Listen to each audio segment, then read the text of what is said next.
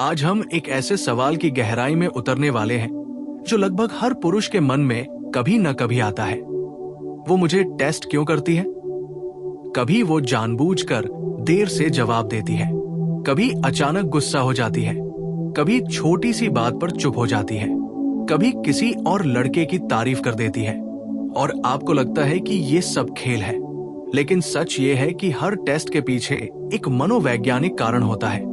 और जब तक आप उस कारण को नहीं समझते, तब तक आप हर बार रिएक्ट करेंगे और हर बार हारेंगे।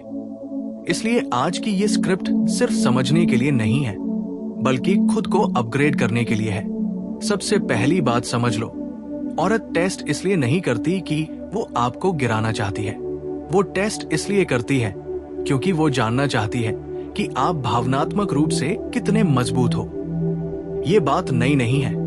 इतिहास में भी ये देखने को मिलता है कि रिश्तों में भावनात्मक स्थिरता कितनी बड़ी ताकत मानी जाती थी। उदाहरण के लिए निकोलो मचियावेली ने अपनी किताब दी प्रिंस में लिखा था कि सत्ता और रिश्तों में सबसे जरूरी चीज है भावनाओं पर नियंत्रण। अब ये बात सिर्फ राजनीति पर नहीं, रिश्तों पर भी लागू होती है। जब कोई स्त्री आपको परखती है, तो असल में वो देख रही होती है कि क्या आप हालात के दबाव में टूट जाते हो या स्थिर रहते हो। पहला कारण, सिक्योरिटी की तलाश। एक स्त्री स्वाभाविक रूप से सुरक्षा चाहती है। ये सिर्फ शारीरिक सुरक्षा नहीं, बल्कि भावनात्मक सुरक्षा भी है। अगर वो अचानक आपकी प्लानिंग बदल दे और आप चिड़चिड़े हो जाओ, तो उसके मन में सवाल उठता है, क्या ये आदमी भविष्य की जिम्मेदारियां संभाल पाएगा?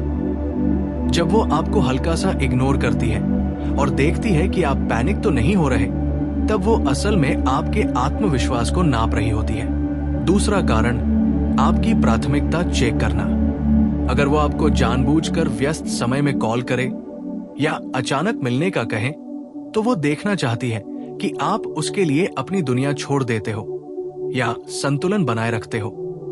एक परिपक्व पुरुष अपनी प्राथमिकताएं स्पष्ट रखता है। वो न तो पूरी तरह झुकता है, न पूरी तरह दूर भागता है। वो बैलेंस में रहता है और यही बैलेंस आकर्षण पैदा करता है।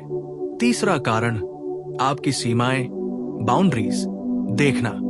अगर वो मजाक में आपका अपमान करे या आपकी राय को चुनौती दे, तो वो देख रही होती है कि आप अपनी इज्जत के लिए खड़े हो सकते हो या नहीं। यहां गुस्सा नहीं, स्पष्टता काम आती है। आप शांति से कह सकते हो, मुझे ये ठीक नहीं लगा। जब आप बिना डर के अपनी बात रखते हो, तो वो आपको और ज्यादा सम्मान देने लगती है। चौथा कारण, इमोशनल मैच्योरिटी की जांच। कभी कभी वो जानबूझकर किसी और की तारीफ कर देगी। अगर आप तुरंत चलने लगते हो, तो वो समझ जाती है कि आप असुरक्षित हो। लेकिन अगर आप मुस्कुराकर कहते हो, अच्छा है, उसे मेहनत का फल मिला, तो आप दिखाते हो कि आप अपने आप में सुरक्षित हो। याद रखो, असली आकर्षण आत्मविश्वास से आता है, स्वामित्व से नहीं। पांचवा कारण, कंसिस्टेंसी टेस्ट। शुरुआत में बहुत से पुरुष बहुत अच्छा व्यवहार करते हैं, गिफ्ट्स, ध्यान, मीठी बातें। लेकिन समय के साथ वही व्यक्ति बदल जाता है।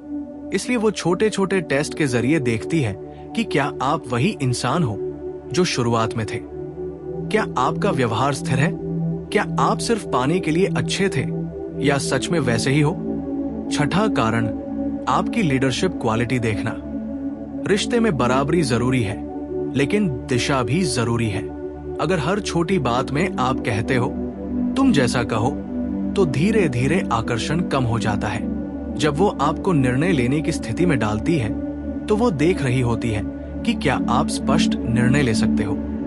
सातवां कारण, आपकी वैल्यू की जांच। अगर आप हर समय उपलब्ध हो, हर बात पर तुरंत झुक जाओ, तो आपकी वैल्यू कम हो जाती है। जब वो दूरी बनाती है, तो वो देख रही होती है कि क्या आपकी अपनी भी दुनिया है या नहीं। एक पुरुष जिसकी अपनी दिशा, लक्ष्य और मिशन होता है, वही सबसे ज्यादा आकर्षक होता है। अब सवाल है, इन टेस्ट को पास कैसे करें? पहला नियम, रिएक्ट मत करो, रिस्पॉन्ड करो। रिएक्शन में इमोशन हावी होता है, रिस्पॉन्स में समझ। जब वो चुप हो जाए, तो तुरंत 10 मैसेज मत भेजो। जब वो गुस्सा करे तो उसी टोन में जवाब मत दो। शांत रहना सबसे बड़ा हथियार है।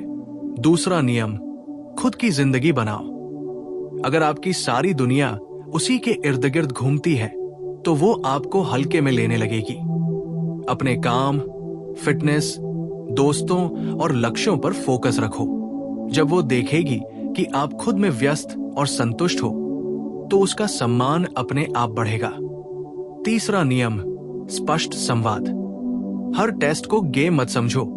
कभी कभी सीधे पूछ लेना भी ताकत होती है, क्या बात है? पर यह सवाल शांत और स्थिर मन से होना चाहिए, शिकायत से नहीं। चौथा नियम, अपनी वैल्यू खुद तय करो। अगर आप खुद को कम समझते हो तो सामने वाला भी वही करेगा। अपनी सीमाएं तय करो, अपने स्टैंडर्ड तय करो और उन्हें शांति से निभाओ। याद रखो, औरत का टेस्ट आपके खिलाफ नहीं, आपके पक्ष में होता है। वो ये देखना चाहती है कि क्या आप उसके जीवन में स्थिरता ला सकते हो। अगर आप हर छोटे टेस्ट में टूट जाते हो तो वो आगे बढ़ जाएगी। लेकिन अगर आप शांत, स्पष्ट और आत्मविश्वासी रहते हो तो वही टेस्ट आपको मजबूत बना देगा। आखिर में एक गहरी बात, रिश्ता युद्ध नहीं है, साझेदारी है। टेस्ट को चुनौती नहीं, अवसर समझो। हर बार जब वो आपको परखे तो खुद से पूछो, क्या मैं इस स्थिति में अपने बेहतर वर्जन की तरह व्यवहार कर रहा हूं? अगर जवाब हाँ है तो आपको किसी टेस्ट से डरने की जरूरत नहीं, क्योंकि सच्चाई यह है, जब आप खुद को जान लेते हो तो कोई भी आपको हिला नहीं सकता। और जब आप हिलते नहीं तो सामने वाला खुद स्थिर हो जाता है। यही असली जीत है, यही असली आकर्षण है, यही वो कारण है जो आपको साधारण पुरुष से असाधारण बनाता है। अब बात यही खत्म नहीं होती, क्योंकि असली खेल तब शुरू होता है जब आप समझ जाते हो कि वो आपको टेस्ट कर रही है, लेकिन फिर भी आप अंदर से हिल जाते हो। बाहर से शांत, अंदर से तूफान। यही वो जगह है जहां अधिकतर पुरुष गलती करते हैं। वे सोचते हैं कि सिर्फ शांत दिख जाना ही काफी है, लेकिन असली ताकत अंदर की स्थिरता में होती है। जब तक अंदर डर है, खो देने का डर, रिजेक्ट हो जाने का डर, अकेले रह जाने का डर, तब तक हर टेस्ट आपको चुभेगा। इसलिए अब हमें टेस्ट से आगे की सच्चाई समझनी होगी। अक्सर जब वो आपको इग्नोर करती है तो आप सोचते हो, शायद उसे अब मुझ में इंटरेस्ट नहीं। लेकिन कई बार वो ये देख रही होती है कि आपकी दुनिया कितनी बड़ी है। क्या आपकी जिंदगी सिर्फ उसी तक सीमित है, या आपके पास अपना मिशन, अपना लक्ष्य, अपनी पहचान है? इतिहास गवाह है कि जिन पुरुषों के पास स्पष्ट दिशा होती है वही सबसे ज्यादा आकर्षक माने जाते हैं। जैसे ओशो बार बार कहते थे कि प्रेम तब सुंदर होता है जब दो संपूर्ण लोग मिलते हैं, न कि दो अधूरे लोग एक दूसरे पर निर्भर हो जाते हैं। जब आप अपनी अधूरापन उससे भरवाना चाहते हो तभी आप हर टेस्ट में फेल हो जाते हो। अब समझो एक और गहरा कारण, वो आपकी भावनात्मक लीडरशिप देख रही होती है। जब वो मूड स्विंग में होती है, जब वो बिना कारण चुप हो जाती है, जब वो छोटी बात को बड़ा बना देती है, वो असल में देख रही होती है कि आप उस पल में एंकर बन सकते हो या नहीं। क्या आप उसका तूफान देखकर खुद तूफान बन जाते हो, या फिर आप शांत समुद्र की तरह स्थिर रहते हो? रिश्ते में असली लीडर वो नहीं जो हुक्म चलाए, बल्कि वह है जो भावनाओं में संतुलन बनाए रखे।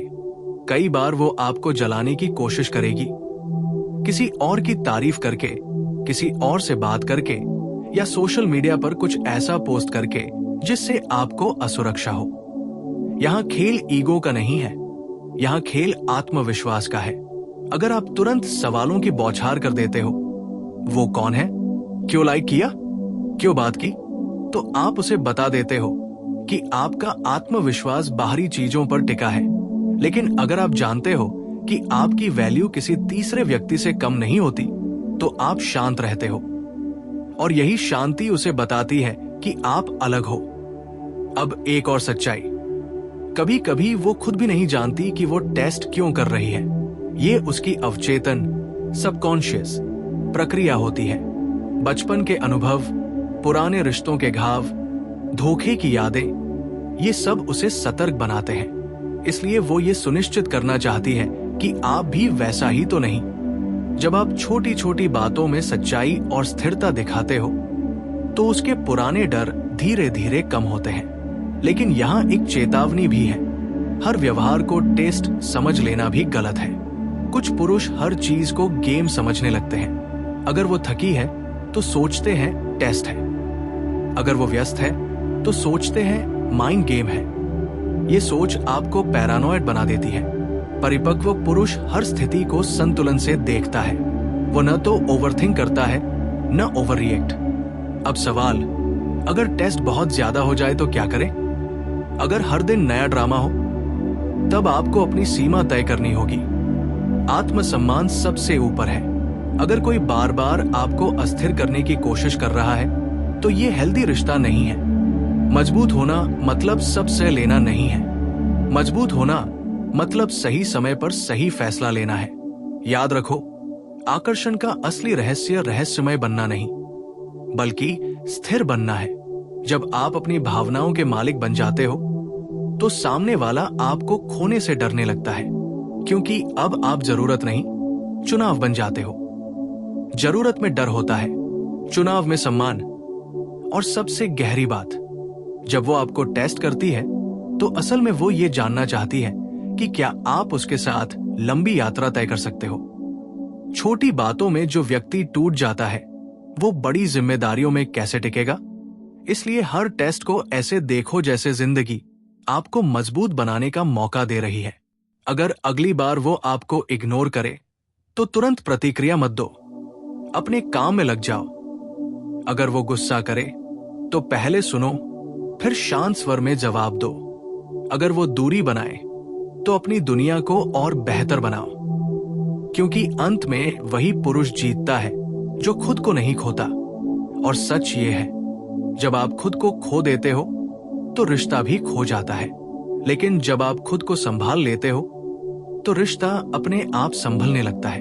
अब इससे भी गहरी बात समझो, असली बदलाव तब आता है जब आप टेस्ट को रोकने की कोशिश नहीं करते बल्कि खुद को इतना मजबूत बना लेते हो कि टेस्ट की जरूरत ही कम हो जाती है। क्योंकि सच ये है कि जब एक स्त्री को आपके चरित्र, आपकी स्थिरता और आपके आत्मविश्वास पर भरोसा हो जाता है तो वो बार बार परखना बंद कर देती है। टेस्ट वही होते हैं जहां अनिश्चितता होती है, जहां स्पष्टता है वहां परीक्षा नहीं, विश्वास होता है। अक्सर पुरुष ये भूल जाते हैं कि रिश्ता सिर्फ आकर्षण से नहीं चलता बल्कि भरोसे से चलता है। और भरोसा शब्दों से नहीं, पैटर्न से बनता है।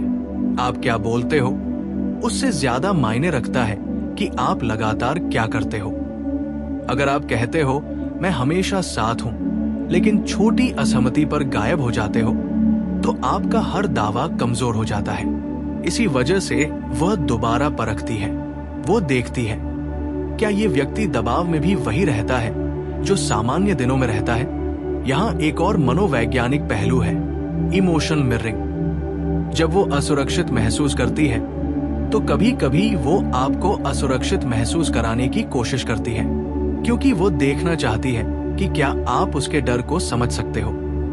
अगर आप उसी ऊर्जा में जवाब देते हो तो रिश्ता युद्ध बन जाता है, लेकिन अगर आप शांत रहते हो तो वो खुद अपने व्यवहार को देखने लगती है।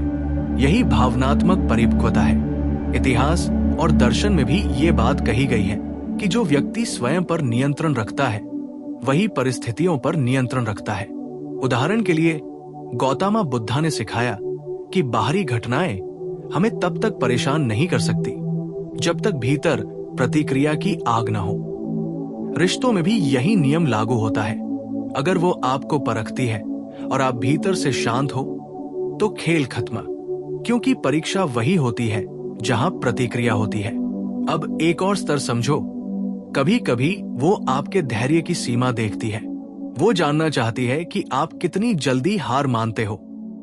क्या छोटी दूरी पर आप पीछे हट जाते हो या संयम रखते हो? लेकिन यहां फर्क समझना जरूरी है। धैर्य और आत्म अपमान अलग चीजें हैं। धैर्य का मतलब है समय देना, आत्म अपमान का मतलब है अपनी कीमत गिरा देना।